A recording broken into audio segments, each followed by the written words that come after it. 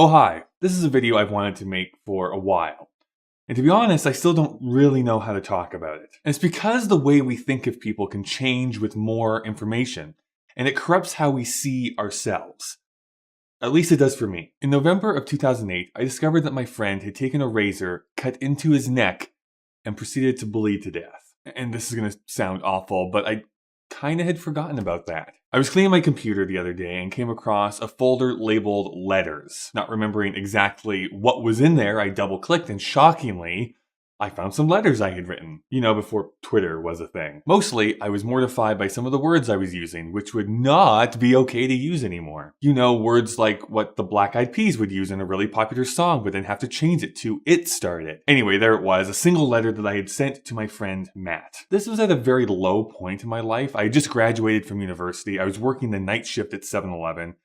And I felt completely useless. And so most of the letter is me complaining about what I'm doing and what I really want to try and do. But then there's this paragraph, and bear with me, I'm going to actually read it straight from my computer. I'm getting a better grip on my bisexuality. I don't really talk about it a whole lot. Jamie jokes about me liking guys, although he'd do that even if I wasn't bi. I don't think a lot of people know, mostly because I don't introduce myself and say my sexual orientation. If someone asked me directly, I sure wouldn't lie to them. But it's just not something I broadcast around. I am who I am. I have not come out to my family. I was about to, and then chickened out.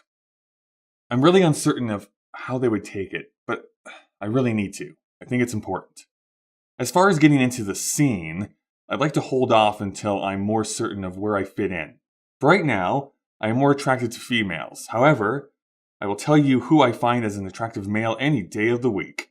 I do want to have a family, so therefore want to be married to a woman someday. I'm selfish. I want to have my own children. I just need to really decide. Perhaps a relationship with a guy would help me understand myself? I don't know. I just cannot foresee myself in a long-term relationship with a man. Perhaps go out on dates and share a connection, but never a relationship.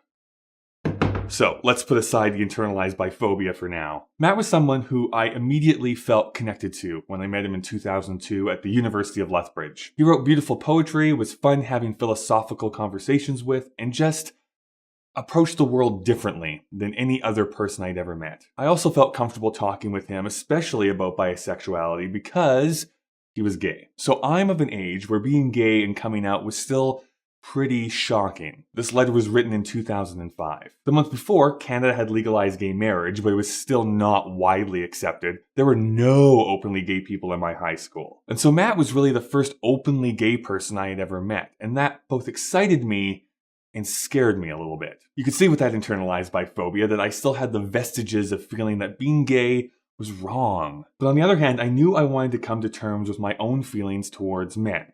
Matt confided in me during university that many of my other friends also came to him with questions. Part of me really wishes I could have experienced university while being out as bisexual completely and not have that serious hang-up, both for romantic experiences and, just feeling more comfortable with myself. Even though he exuded this confidence, Matt struggled with his sexuality too. He wanted to be accepted by his family and he didn't feel that he was.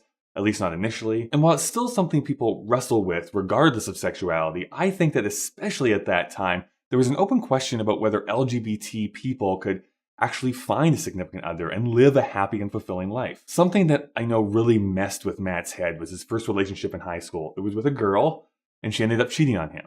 And the feelings of resentment and betrayal, I don't think ever really left. Through university and after, Matt mostly dated men, from my understanding, but it was the relationship that he started here in Calgary in 2004, 2005, that would be the most traumatic for everyone. He felt strongly about this guy, and I'm sure he would have labeled it as love. But the other guy, who I don't know if I should name, but I've decided I will, his name was Scott.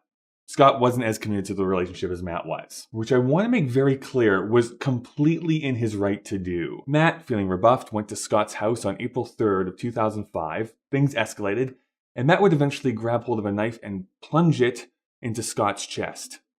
And he killed him. Now that's all information that I found out later. On that very day, I received a message on MSN from Matt, and I honestly forget what that said, but it was something like, "Good to know you."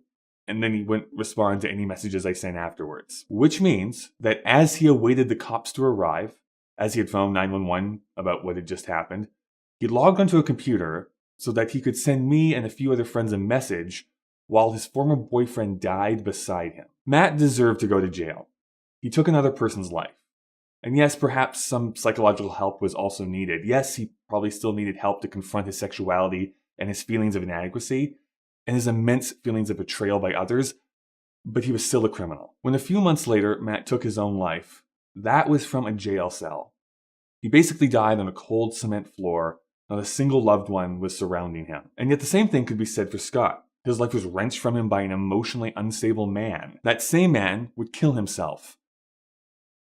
And I don't know how to feel about that. Mostly, I'm just sad. Sad that we lived in a time where being gay was just not easy. I'm sad that Matt convinced himself that he needed to murder another human being. And I'm sad that the artistic brilliance that was absolutely present will never be shared with the rest of the world. Matt's legacy will be as the villain in a lot of people's lives. That letter stirred up all these feelings inside of me. My worry is that this will be perceived as me trying to minimize what Matt did, and I don't want it to be. Matt did an evil thing. And just as a little asterisk, what Matt went to jail for was not immediately released to the public, so I wrote this letter before I actually really knew what was going on. People are complex. I just do not prescribe to the idea that a human can't be two different things at once. People can be brilliant and depraved. They can be kind and cruel, and they can live their life logically and do baffling illogical things. That doesn't excuse them, though. I would love to honor Scott, but I never met him, and I don't even know the best way to do that. My friend was a murderer. He was also a poet, a son, a brother, a sad and confused young man. But he has blood on his hands, both literally and figuratively. And so how I cope is to forget. There will come a time where I will think about him for the last time, where his name will no longer pass through my or any other person's lips. His life, as with the vast majority of people, will be utterly forgotten. My feelings towards Matt have changed over the years, and while it might suck, I need to judge him by his worst actions. And it also corrupts my outlook on myself. Is there something I could have done? Were there signs I just wasn't picking up on? Am I missing similar things now with the people that I know? Yes, he was my friend, but now he's just a bad memory. What do you think? I know this wasn't all that funny, but let me know what you think, or if you've had any similar stories down in the comments below. Next time we'll do something a bit more lighthearted. I'll see you next Thursday.